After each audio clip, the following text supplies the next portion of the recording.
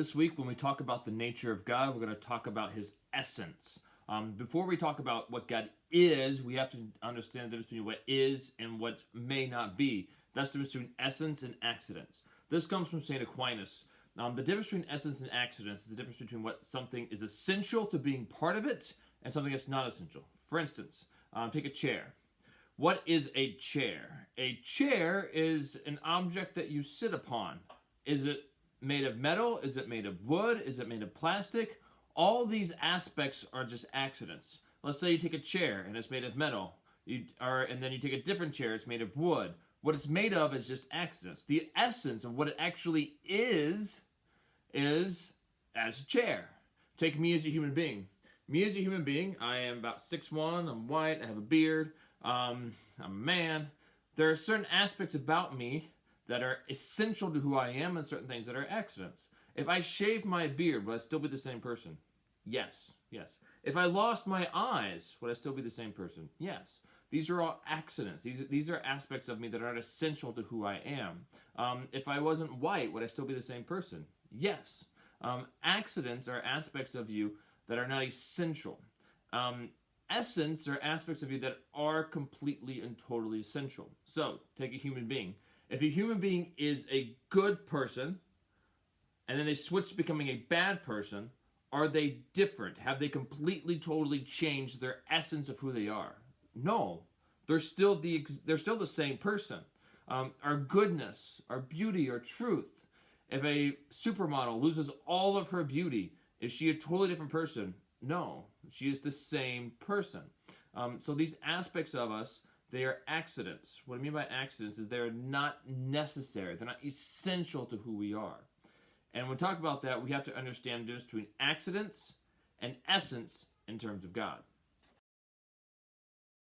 When you talk about the nature of God, one thing you have to know is every single part of God is essential. Everything. Today we're going to be getting to the 5 names of God.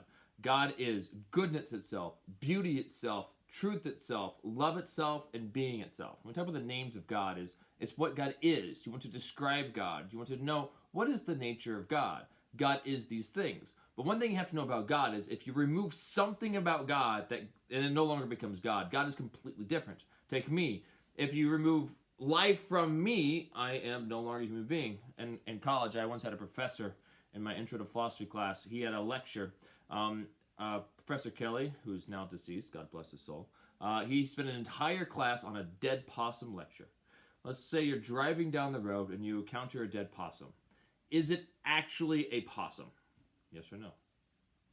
And he goes through the entire class, the whole 50-minute class, explaining how it's not actually a possum, because one of the most essential parts of being a possum is to be alive. That if it is no longer alive, it's no longer a possum. And so that thing you see upon the side of the road, you call it a dead possum, but it is not a possum at all, because to be a possum is to be alive, and it's no longer alive, therefore it's no longer a possum. The concept of God, when we talk about these 5 names, let's take the first one. God is goodness itself.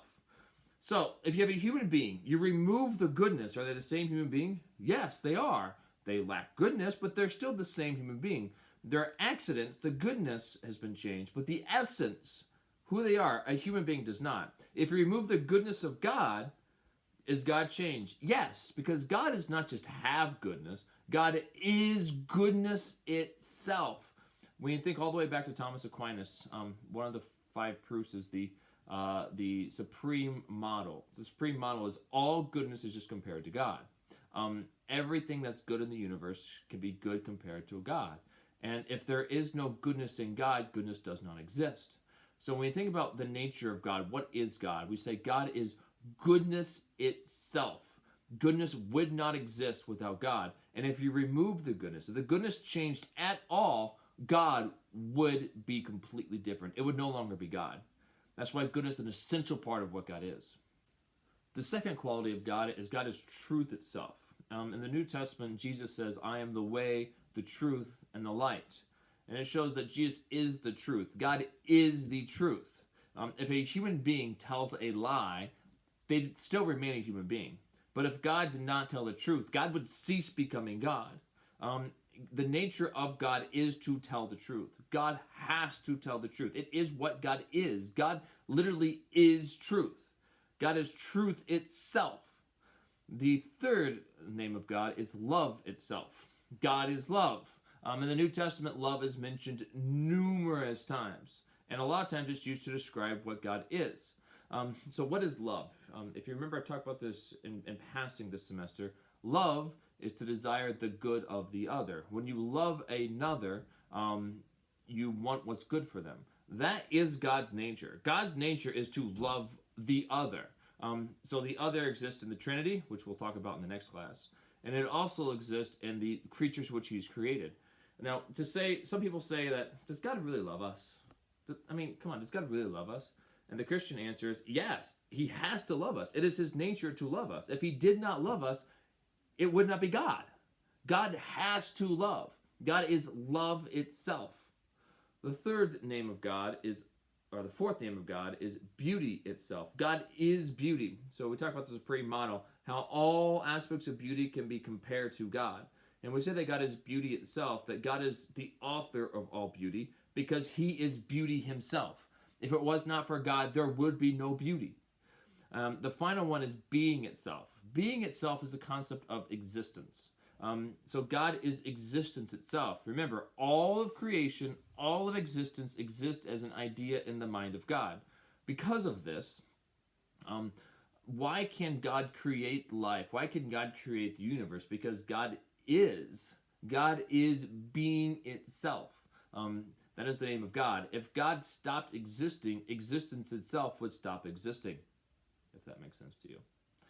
These are what I call the 5 names of God: goodness, truth, love, beauty, and being. And they're not attributes of God. They're not accidents. They're not just qualities of God that could or could not be there. They're essence. They're essential to God. That if one or more of these aspects was no longer existing, God would not exist. This is what God is, not just what God has. The final thing has to be known about this is the concept of revelation. So think back to Mount Sinai. When Moses on Mount Sinai, he was going to be sent back to Egypt, and he said to God, God, if they ask me who sent me, what should I tell them? And God says, tell them I am. I am has sent you. I am essentially just means existence. God is existence. This is the first time that God actually showed him or told them the name of God. Beforehand, they always called him the God of Abraham, the God of Isaac, the God of Jacob. But now they actually have a name for God, which we translate as Yahweh. This is the idea of divine revelation. Divine revelation is God revealing himself to us and revealing his divine plan. And so God has slowly revealed more and more and more of himself throughout human history. With Jesus, we have the full revelation. That's when Jesus talks so much about love and what the concept of love is. Jesus says love is sacrifice. Jesus says love is giving of another. There is no greater love than to lay down one's life for one's friends. And whenever he does that, he reveals what God is. Not just what God likes, not just what God may be, but what God is. He reveals the essence of God. All these names are concepts of God. God has slowly shown humanity throughout human history. What makes us so lucky today is we actually have Jesus. We have the full revelation of God. Like, we know what God is. We know what God has told us about who he is. And this is the essence of God, that God is love itself. God is truth itself. God is goodness itself. God is beauty itself. And God is being itself. God does not just kind of have these things. He might not have these things, but God is those things.